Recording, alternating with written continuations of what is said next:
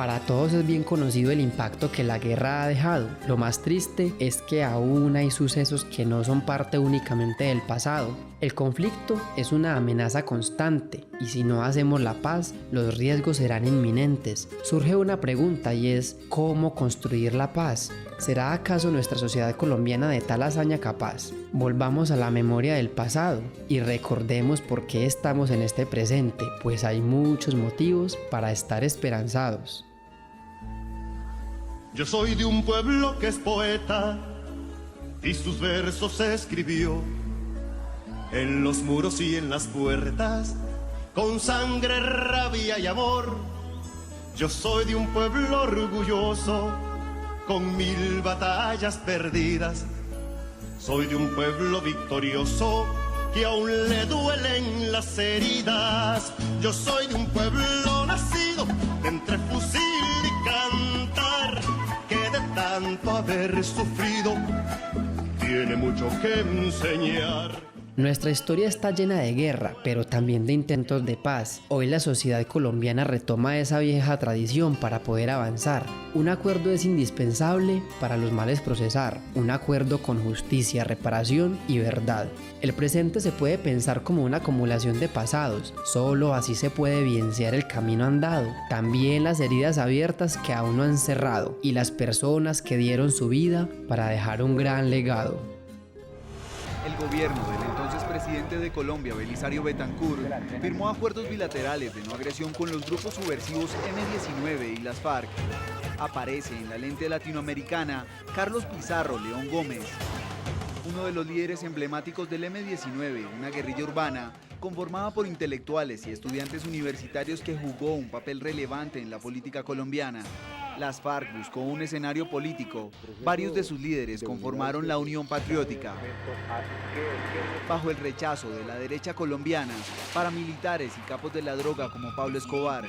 Era una opción democrática diferente, una propuesta política diferente a los partidos tradicionales.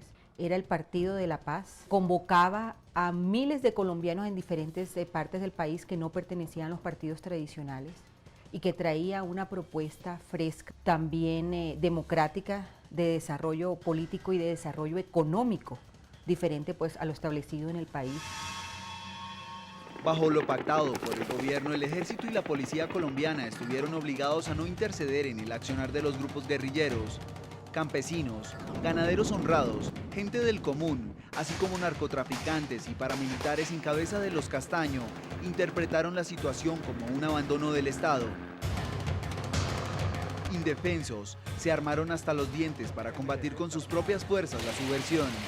Fidel, Carlos y Vicente iniciaron una cacería a la guerrilla bajo la mirada y respaldo de políticos, uniformados de alto rango y la empresa privada. Yo estoy convencida de que el exterminio de la Unión Patriótica no solamente fueron consecuencia del accionar de los paramilitares, sino del apoyo de un sector de la sociedad donde están involucrados políticos, militares y empresarios. En la tierra del café hoy germina un pueblo libre, soñador y vividor, defensor de sus ideas. Lucharán por todo aquello que es amor. Colombia vive, ahora inyectada en mí.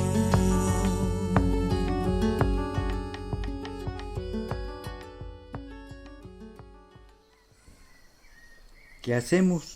Esto está muy jodido, pero yo de aquí no me voy. Así es. La democracia es lo más importante y vamos a resistir. Ya la Constitución nos dio una herramienta que tenemos que hacer valer.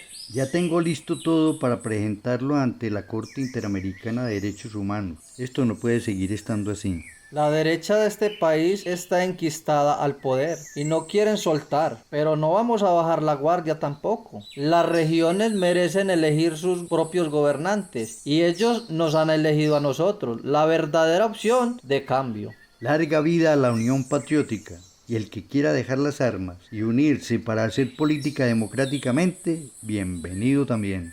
Nos tenemos que fortalecer, que esta fuerza que está surgiendo es el verdadero deseo del pueblo.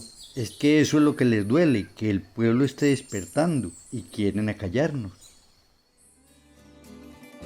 conservadores y liberales, izquierdas y derechas, libertad de pensar y orden militar. Siempre ha existido la división, pero revisando nuestro pasado podemos encontrar personas con ideas de unión que, siendo de izquierdas revolucionarias, rompieron ética y políticamente con la lucha armada y le apostaron a participar legítimamente de la democracia en un ambiente hostil y violento. Decisión de temerarios, pues para los 80s y los 90s el país estaba lleno de sicarios y el partido naciente, quien la paz había firmado y a la Constitución había ayudado, fue brutalmente desaparecido y exterminado.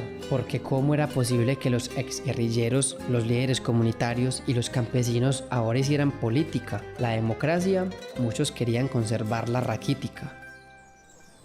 Se supone que con la finalización y puesta en práctica de la Constitución, todo dizque iba a ser más fácil para nosotros. A este país aún le cuesta aceptar que los que empuñamos un arma participemos en política.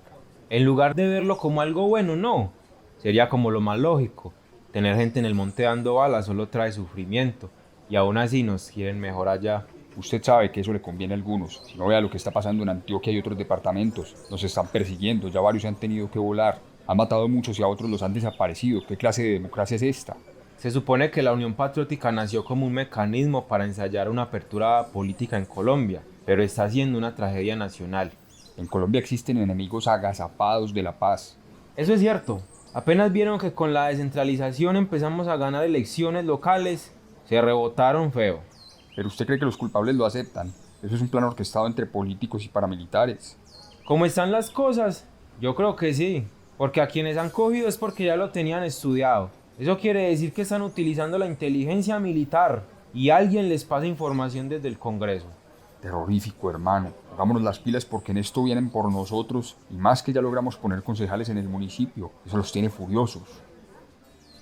El exterminio de la Unión Patriótica fue una tragedia nacional, pero muchos en medio de tanta violencia resistieron y lograron mantener viva la democracia local. Fue alta la cuota que tuvieron que pagar campesinos visionarios, sindicalistas, ambientalistas, líderes de izquierda, profesores, estudiantes y un largo etcétera, pero la llama no la dejaron apagar. A esta resistencia civil en la historia colombiana se le debe reconocer su lugar, porque si en Colombia la guerra va a tener su caso es porque hubo un río de soñadores mártires que dejó el conflicto a su paso. En esas votaciones de 1986, la UP consiguió 5 senadores, 9 representantes, 14 diputados, 351 concejales y 23 alcaldes. Sin embargo, en el ejercicio político, al menos 3.000 de sus militantes fueron asesinados. Entre ellos, 2 candidatos presidenciales y 13 parlamentarios.